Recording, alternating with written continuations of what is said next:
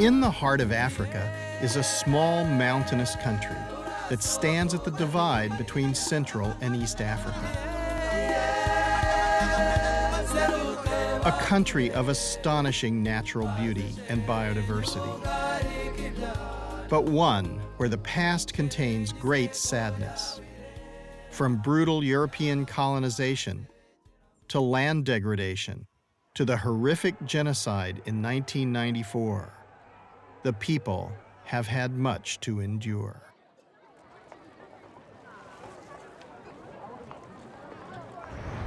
Now, Rwanda is modernizing, at a time when many of its neighbors in East Africa are facing the threat of famine, and the world has recognized that human impact is negatively affecting the Earth's climate. We believe that the responsibility of each nation to find the best ways to adapt, to adjust, to find solutions that don't compromise the sustainable development we are looking forward to. And this is what we chose as Rwanda as we decided to elaborate our national strategy on climate change and low carbon development. So we assessed the economic impact of this climate change, and we came up with figures. And those figures were so instructive, so helpful for policymakers.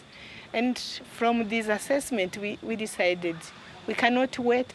This is why you have been developing this climate change, this strategy for climate change adaptation and low carbon growth of Rwanda. Challenged by climate variability, extreme weather events, dependency on imported oil, population growth, and regional food shortages. Nevertheless, Rwanda is emerging. The country is developing its institutional base and legal frameworks, and the economy is growing at one of the fastest rates in the world.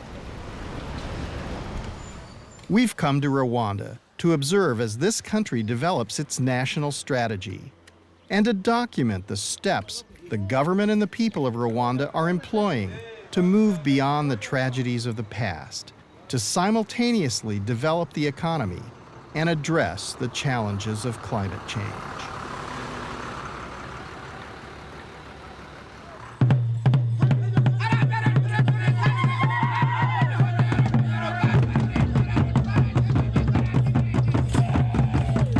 The 20th century for Rwanda was a very tough time.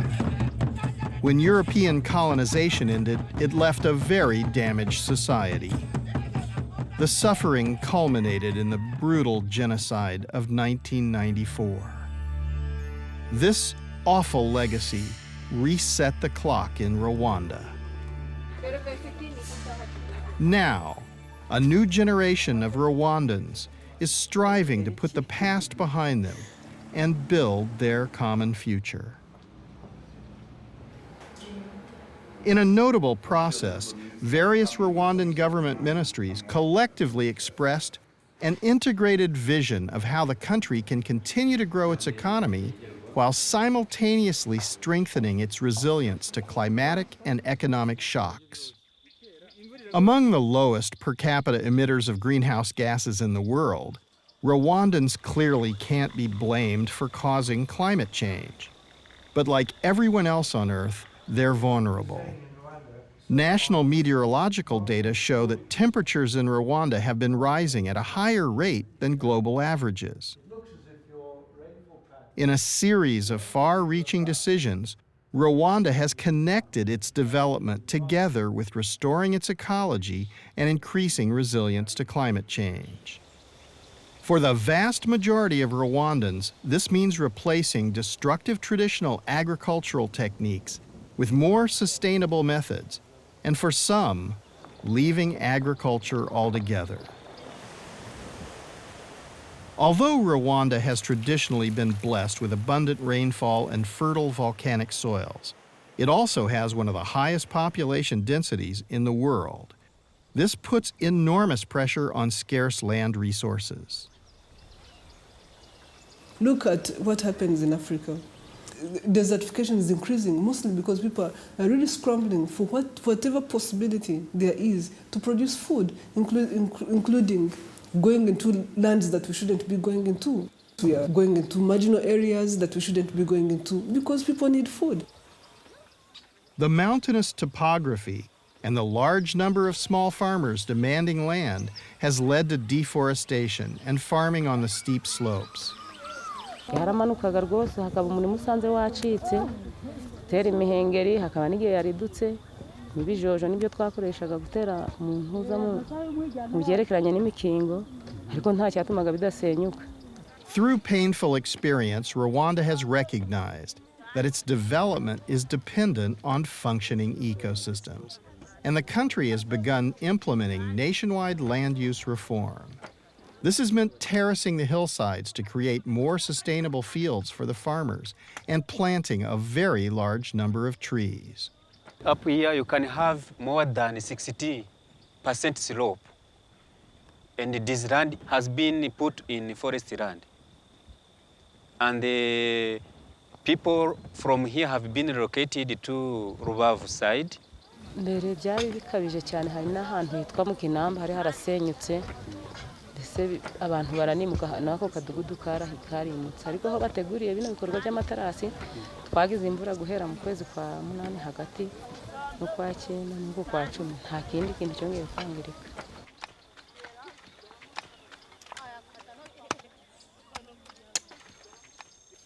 Rwandan tea is one of the country's biggest export crops.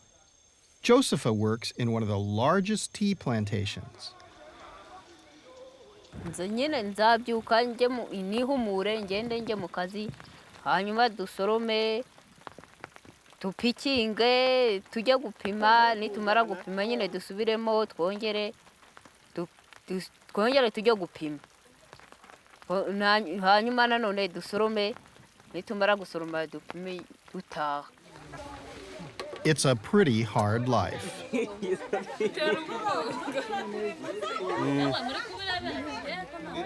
Ariko ntikiba gihagije ariko nkakibona.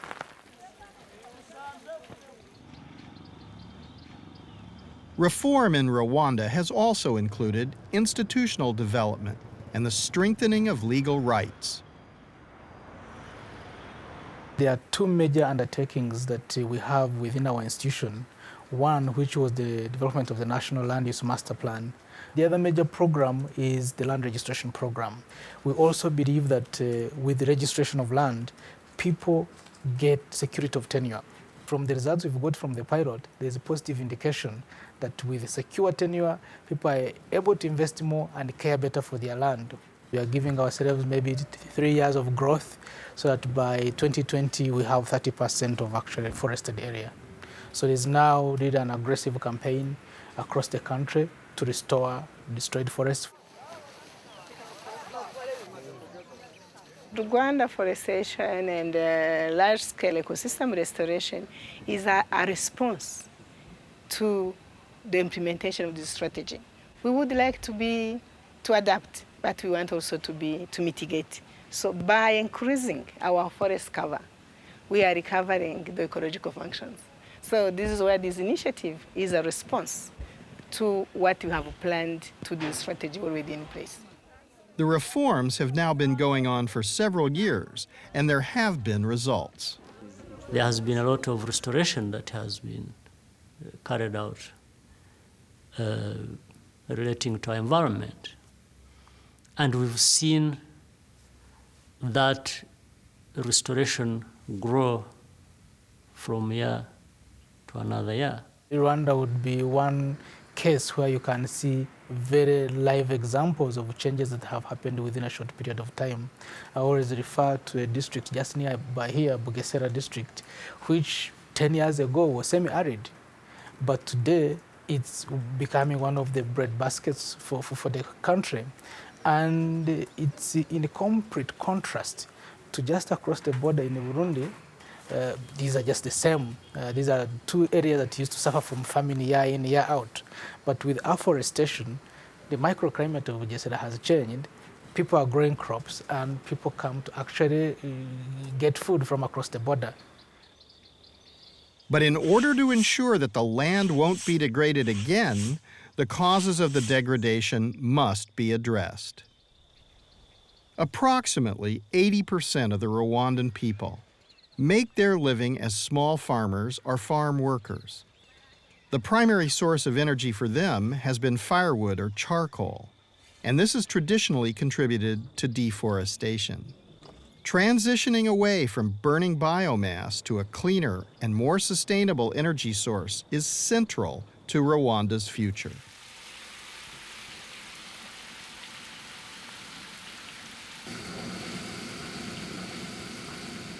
How do we provide energy for 11 million people today and probably 25 million people by mid-century? How do we provide that in a small landlocked country that, in a way that's not dependent on oil? Remarkably, as complex as this seems, within Rwanda are a number of innovative ideas.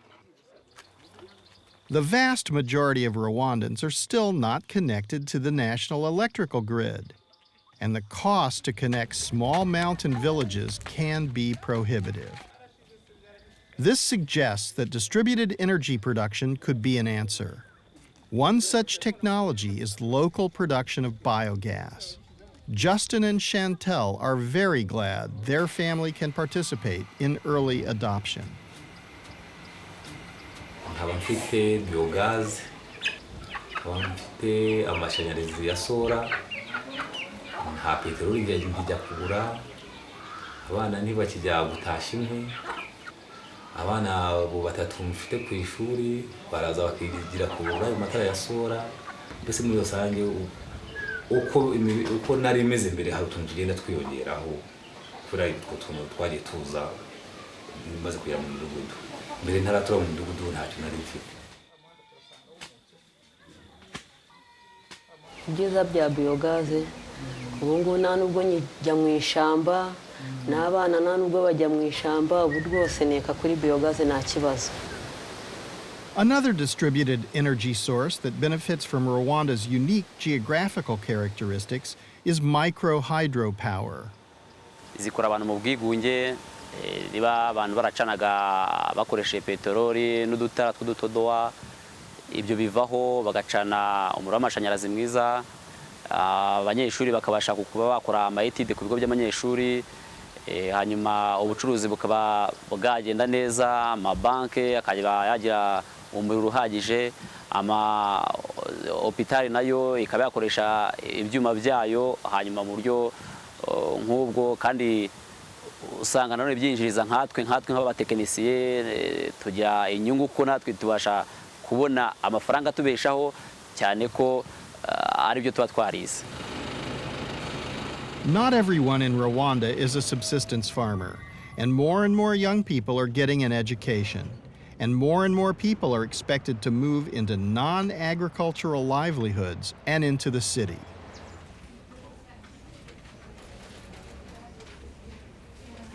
I work as a research officer, and it is research activities actually within the Department of Research, Planning and Project Development. Kigali is the capital city of Rwanda, and if you haven't been paying attention to what's happening there, you might be surprised. There'll be no vehicular traffic allowed within the area. It will remain a strictly pedestrian area, pedestrian zone, so that it's friendly for pedestrians, easy for shopping, and it's more retail shopping than wholesale shopping. Considering where the country is coming from, this type of planning reflects an extraordinary level of vision. But given the growth projections, it may be required.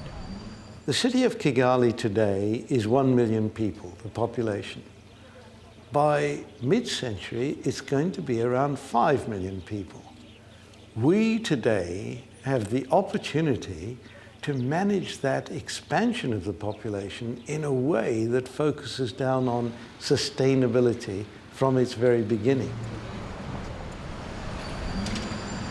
In this 10 hectares, we are developing plots of an average of about 4,000 square meters.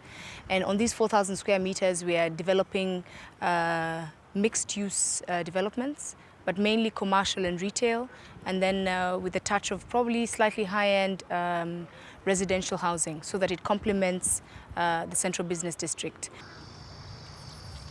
The marshland is also going to be redeveloped or revitalized. So if there's any construction or any development that is done, there are certain buffer areas that we have to provide.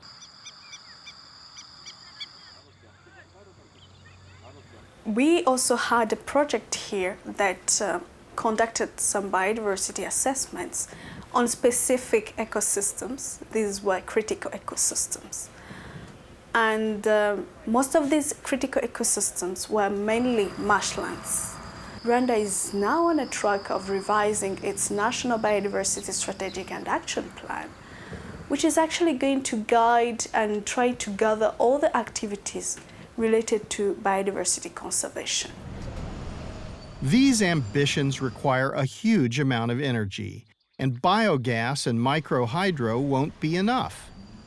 Sufficient energy is central to Rwanda's development, but emissions from fossil fuels are a big factor in human impact on the climate.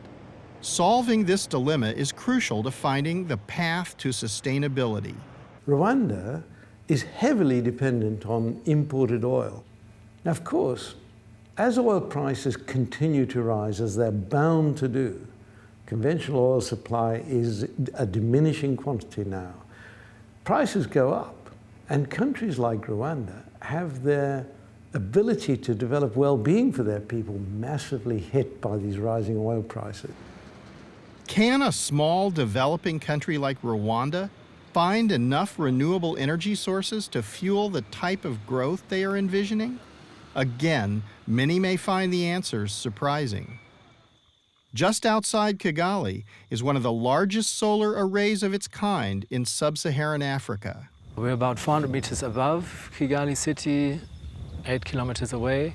We have what we call tables of panels, 4 by 8 panels, 40 of them, and we have 100 of these tables. They're pretty advantageous for an area like this because they work really well when they're hot, and they work also really well when we have a bit of a diffuse light. I've been here for 7 years, and the power situation has improved a lot. To the west of the country is Lake Kivu, and within this lake is an enormous resource, naturally occurring methane. The target was to show the world we have the methane gas in this lake, and we can produce electricity by this methane gas, and we succeed. It was planned to produce 4 megawatts. We continue to improve our technology just to reach more than 4 megawatts, maybe 50 megawatts in the future. Rwanda is also well positioned to use relatively large-scale hydropower to feed its central grid. And that's not all. Biogas, mini hydro, solar, natural methane deposits, and large hydro are all part of a compelling sustainable energy mix. But as important as these options are, the really big opportunity for Rwanda may be something entirely different. Geothermal energy. We intend to drill 3 geothermal wells. If they are successful, then we are going to build a power plant of 10 megawatts as a proof of concept to use to attract foreign investment and private sector participation in the power sector in Rwanda in geothermal development. We hope to generate up to 300 megawatts of power from geothermal resources. This is within the next 7 years. If Rwanda can solve the energy conundrum and free itself from the petroleum economy, then it will have achieved something that many developed countries have so far been unable to accomplish. And perhaps its other ambitious plans are not impossible. We can design Kigali now in a way that optimizes development into the future. I think that's the key. Leapfrog into a sustainable future rather than going through the painful development process that we in the developed world went through. To help themselves to control their destiny, they're crunching the numbers. We measure so many things, economic and social. Economic indicators, we have things like inflation. We can see food prices. We can see non-food prices. We can see economic growth. In the social context, we measure everything from living conditions, we measure poverty, we measure household characteristics, housing, we measure what energy is used. Rwanda does not exist in isolation. It is surrounded by many neighbors, all of them larger than Rwanda. Anything that happens in the neighboring countries affects us directly. For example, if we have poor harvests in the neighboring countries because of droughts, it affects us directly. We see our production going to those countries, and where we thought we had enough, it's not enough anymore. Something certainly seems different about Rwandan politics, and it might have something to do with the fact that there are more women in government in Rwanda than anywhere else in the world.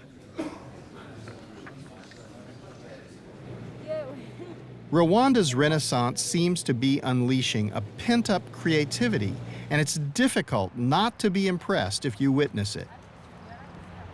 This country represents a tiny microcosm of the vast continent of Africa, but it is providing a glimpse of what is possible. Icyo nifuza nuko abantu benshi bava mu bwigunge nk'uko twavuye mu bwigunge naha hirya no hino bose bakava mu bwigunge hanyuma tukaba twabona amashanyarazi mu gihugu cyose. It is important, I think, for the country to move on the low carbon path. Kigali City is being awarded the UN Habitat Scroll of Honor Award, which was awarded to an African country for the first time. Hari icyo nkagenda nkacuruza nkagura karima. Rwanda is developing at a time when the world is facing great ecological and economic uncertainty. It is hard to look to the developed world for guidance when they are reeling from crisis to crisis. This makes Rwanda's reasoned and proactive development strategy even more noteworthy. The world should be sustainable to everybody. I have hope that people sometime will come to their senses and realize that equity is the best solution. By studying the science of climate change and proactively developing a national strategy, Rwanda is providing an example of how a developing country can make its environment more resilient and stimulate its economy by mitigating and adapting to climate change.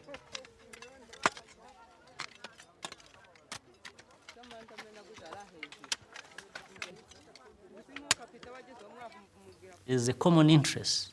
We may be different in terms of levels of prosperity and all kinds of things, but in the end, the interest to reverse or to prevent the damage caused by climate change should bring us together, and together we can really do a lot.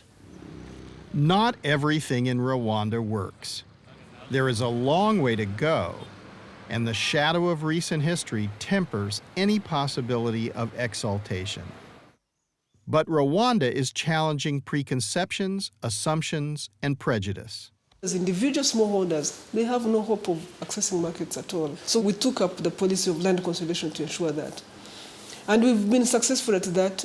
We started it 4 years ago, and we as Rwanda now, today, we are very proud to say we are food secure. I think we can all have hope, yes. Out of this disaster is emerging a quite remarkable society. We want to see international cooperation on climate change become effective. We are set to tap the opportunities that are there in terms of increasing our adaptive capacity. We have established a fund, an environment and climate change fund, which is going to, we hope, help us to mobilize resources and to make sure that the strategy is implemented. Preserving our environment, managing properly issues relating to climate change is really everybody's business. It should involve everybody. If it works here in Rwanda, it can work anywhere else.